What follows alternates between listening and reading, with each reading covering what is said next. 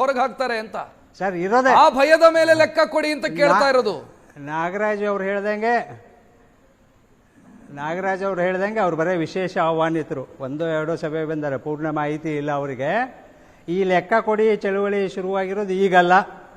2008ರಲ್ಲಿ ಏನು ನಾವು ಪೀಠಾರೋಹಣ ಮಾಡಿದ್ವಿ, 10 ಲಕ್ಷ ಜನ ಸೇರಿದ್ರು, ಅವತ್ತೇ 6 ಕೋಟಿ ರೂಪಾಯಿ ದುಡ್ಡು ಸೇರಿತ್ತು, ಅವತ್ತು ಲೆಕ್ಕ ಕೇಳಿದರು.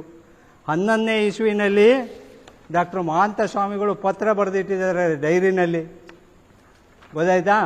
ಈ ಉಮಾಪತಿ ದಿನ್ನೂರ ಸೇರ್ಕೊಂಡಿರೋ ತನಕ ಈ ಮಠ ಉದ್ಧಾರ ಆಗಲ್ಲ. ಲೆಕ್ಕ ಕೇಳಿದ್ದಕ್ಕೆ ನನಗೆ ಮಾನಹೀನ ಬೈದರು, ಊಟ ಕೊಡಲಿಲ್ಲ, ನಾನು ಅವರಿಗೆ ಬೆತ್ತದ ರುಚಿ ಸೇರಿದೆ ಅಂತೇಳಿ ಲಿಂಗೈಕ್ಯರಾಗಿರ್ತಕ್ಕಂತಹ ಮಹಾಂತ ಸ್ವಾಮಿಗಳ ಕೈ ಬರೋದು ಡೈರಿ ಇದೆ.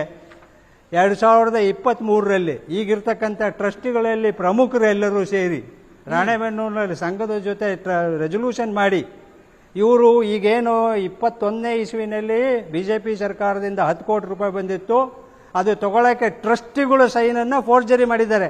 ಅದರ ಕಾಪಿ ಇವತ್ತು ನನ್ನ ಹತ್ರ ಇದೆ. 2 ಟ್ರಸ್ಟಿಗಳು ಸಹಿ ಬಿಟ್ಟರೆ ಉಳಿದವ್ರದ್ದು ಎಲ್ಲ ಫೋರ್ಜರಿ ಮಾಡಿದ್ದಾರೆ. ಈ ಫೋರ್ಜರಿ ವಿಷಯವನ್ನು ಸ್ವತಃ ಉಮಾಪತಿಯವರು ಇವತ್ತು ಬಹಿರಂಗ ಸಭೆಯಲ್ಲಿ ಒಪ್ಕೊಂಡಿದ್ದಾರೆ. ಬಹಳ ಅರ್ಜೆಂಟ್ ಇತ್ತು, ಒಂದು ಕವರಿಂಗ್ ಲೆಟರ್ ಮಾತ್ರ, ಅದಕ್ಕೊಂದು 4 ಜನ ಸಹಿ ಮಾಡಿಸಿದ್ವಿ, ಇದನ್ನೇ ದೊಡ್ಡದು ಅಂತ ಹೇಳ್ತಾರೆ ಅಂತೇಳಿ ಉಮಾಪತಿ ಅವರು ಡಾಕ್ಟರ್ ರಾಜ್ಕುಮಾರ್ ಬಹಳ ದೊಡ್ಡ ಗಲಾಟೆ. ನಾಗರಾಜ್ ಅವರಿಂದ ಒಂದು ಪ್ರತಿಕ್ರಿಯೆ ಪಡ್ಕೊಡ್ತೀನಿ. ನಾಗರಾಜ್ ಅವರೇ, ಅಕ್ರಮಗಳನ್ನ ಮುಚ್ಚಿ ಹಾಕೋದಕ್ಕೆ ಪೀಠಾಧಿಪತಿಗಳನ್ನ ಟಾರ್ಗೆಟ್ ಮಾಡಲಾಗ್ತಿದೆ. ಮಹಾಂತ ಶ್ರೀಗಳಿಗೂ ಹಂಗೆ ಆಯ್ತು, ಅನಂತರ ಬಂದ ಶ್ರೀಗಳಿಗೂ ಹಂಗೆ ಆಯ್ತು, ಈಗ ವಚನಾನಂದ ಶ್ರೀಗಳಿಗೂ ಹಂಗೆ ಆಗ್ತಿದೆ ಅಂತ.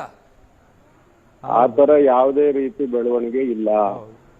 ಇವರು ಬಂದಿರೋದು 2018ರಲ್ಲಿ.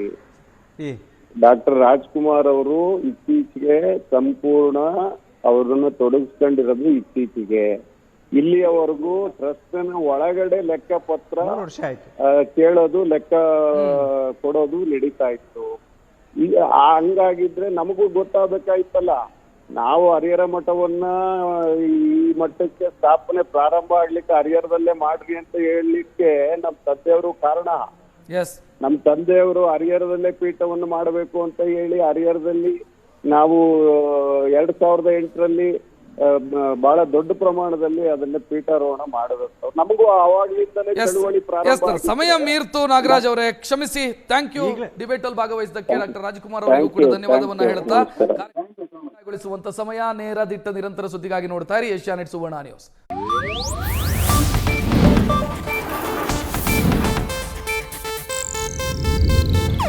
ಇದು ಏಷ್ಯಾನೆಟ್ ನ್ಯೂಸ್ ನೆಟ್ವರ್ಕ್ ಪ್ರಸ್ತುತಿ.